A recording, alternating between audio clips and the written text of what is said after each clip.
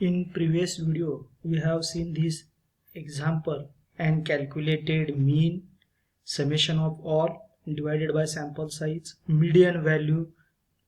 After arranging in sequence, the middle value is $3 lakh and the most frequent value, this $1 lakh is repeated 2 times, and which value we have to use as a central value. Just see, the mean is generally used unless extreme values exist, and the next, the median is often used since median is not sensitive to extreme values. For example, the median home prices may be reported for a region it is less sensitive to outliers. These mainly you have to use mean as a for measuring the central tendency, but there is outlier exist, then you have to go for median value. Okay, and one more central tendency to measure by using geometric mean. It is just the multiplication raised to 1 upon sample size, and in geometric mean is also used for rate of return. This is the formula to calculate. This is not related with our syllabus, only we have to consult with. There is one more measure of central tendency, geometric mean, and just we will make a summary. Measure of central tendency, we have seen arithmetic mean, summation divided by n, median you have to arrange the values and you have to take the middle value. After that mode which is most frequently used, and the geometric mean you have to multiply and take the root of this 1 by nth root you have to take. These are the different central tendencies we have to, you need to calculate, especially in control charts. You have to measure the arithmetic mean, and according to which you have, and there are some again formulas to calculate upper limit and lower limit. And if also mainly we are concerned with this arithmetic mean for controlling chart. And next, there is measure of variations. This is one of the important concept which must be known while solving the control chart problems. The variation measures the spread or dispersion of values in a data set.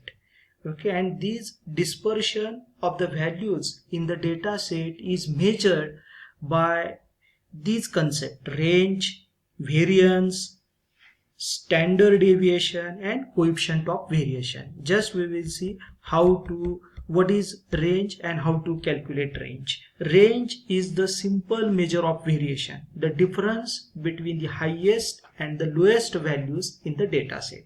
Suppose I have to calculate a range. This is the data set here. The lowest number is 1, and here the highest number is 13. Here they have shown 13, highest number is 13. Then the range is 13 minus 1, that is 12. You have to calculate this range, this R range, this capital letter R. You should able to calculate R chart. It is based on variation in range. Just next concept is what is the disadvantage of this range? It ignores the way in which data is distributed. It is mainly given how much, it does not give information about how the data is distributed. Just see here 7, 8, 9, 10, 11, 12. These are the data. Then you calculate range 12, highest value minus lowest value, that will be 5. Means the range for the data set is 5. And here suppose this is a data set 7, 10, 7, 10, 11 and 12. At that time here the range is 12 minus 7, that is 5, but it does not give the information about how the data set is distributed. Now one more example, it is sensitive to outliers. Suppose this is the data 1, 1, 1, 2, 2, 2, 3, 3, 4, 5. This is the data set. Then highest minus lowest, the range will be 4. But it does not, this problem you will observe that the data is sensitive to outliers. In the same thing here 1, 1, 1, 2, 2, 2 and the highest value is 120. Then the range is 119. You will observe that this outliers is very sensitive and the range is changed. Okay, the next is measure of dispersion or variation is variance. The variance is the average of square deviations of values from the mean. Here the sample variance S square is equal to summation of xi, the ith value of variable x, minus arithmetic mean difference, and you have to make a square divide, and after that you have to make a summations divided by n minus 1. This will give a sample variance. In problem solving you will understand how to calculate this variance, and after that you will see the standard deviation. Standard deviation is nothing but the root of this value, sample variance sigma square. You have to take a root of this. The most commonly used measure of variation, and it shows the variation about the mean has the same units of the original unit. This thing, sample standard deviation is equal to under root into bracket summation of the difference between xi and x bar or mean value, and you have to take a square whole divided by n minus 1, and you have to take a square root of this. Then it is called a sample standard deviation or SD. How you have to calculate this standard deviation? You have to compute the difference between each value and the mean, and then you have to calculate the square of each difference and add the square difference and divide the total by n minus 1 and to get a sample variance. And after that you have to take a root of this sample variance. You will get a simple sample standard deviation. Just we will take one simple example so that you should understand how to calculate standard deviation. Just this is a data set 10, 12, 14, 15, 17, 18, 18 and 24. Total 8 number or sample is given. If you calculate mean, you know how to calculate mean. Summation of all the samples divided by number of sample. Here the mean is 16, and you have to calculate a standard deviation. You have to make a first 10 first value is 10 minus this is the mean, and you have to calculate the difference, and after that you have to make a square. This will be the positive numbers. The same thing for second, third, fourth and up to 28th value, that is 24. You have to calculate this and add this divided by n minus 1. Here this value you will get 126 and n is 8. 8 minus 1 is 7, and the standard deviation is 4.246. This is a measure of the average scatter around the mean. Means all the values are scattered about this 16 at a distance of 4, average 4. 4.24. All the values are distributed. This is the measure of variation of standard deviation, and which is very important while solving control problems.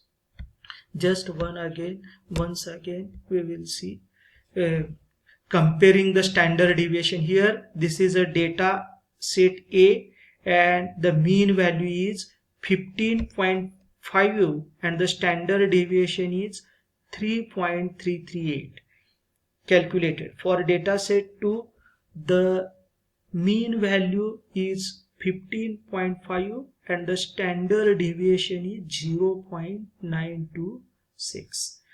And third data set, if you have calculated the mean value 15.5 and the standard deviation is 4.570. By observing these three data set, we can say that if the standard deviation is smaller, the data is very close to the central value or mean value. If the standard deviation is greater, then the data is distributed over, means as compared to first one, the data set is distributed here, and here the third data set the standard deviation is 4.570. About the mean value, the data is distributed very widely as compared to data set A and data set B. Means by observing this value, you should able to analyze, or you should able to understand what is the mean, how this data is distributed. You should able to understand. Now here you will comparing the standard deviation. If there is a large standard deviation, is shown by this curve where data distributed is over the longer span, and small standard deviation, the data is distributed over this central value, it is having smaller span. Just we will make a summary. The more data is spread out, the greater the range, greater the variance and standard deviation. If the data spread is more, then the range is more, variance is more, and standard deviation is more. The data is concentrated, then range is less, variance is range, and standard deviation is less. If the values are all the same, then all these measures will be 0. If there is no variation, then the values will be 0. None of the measures are never negative, it is always positive. The next measure is coefficient of variation, and this is based on standard deviation divided by mean into 100. It is always expressed as a percentage. It shows the variation relative to mean, and this coefficient of variation is used to compare the two data sets measured in different units. And this is the formula you have to remember. Coefficient of variation CV is equal to S D, or even it is represented by standard deviation by sigma divided by mean x bar into 100. Just we will take a simple problem so that you will understand this coefficient of variation. Here a stock A and stock B, the average value x bar is given and standard deviation S is given. You will able to calculate by using this formula. CV is equal to S upon x bar into 100. After that you will find that this value is more as compared to stock A. Mean coefficient of variation of B is more as compared to this. And once again we will see the formula. Standard deviation divided by x bar. Here the standard deviation is 5 and the average value is $50, means 50 upon 5. 5 upon 50, you will get 1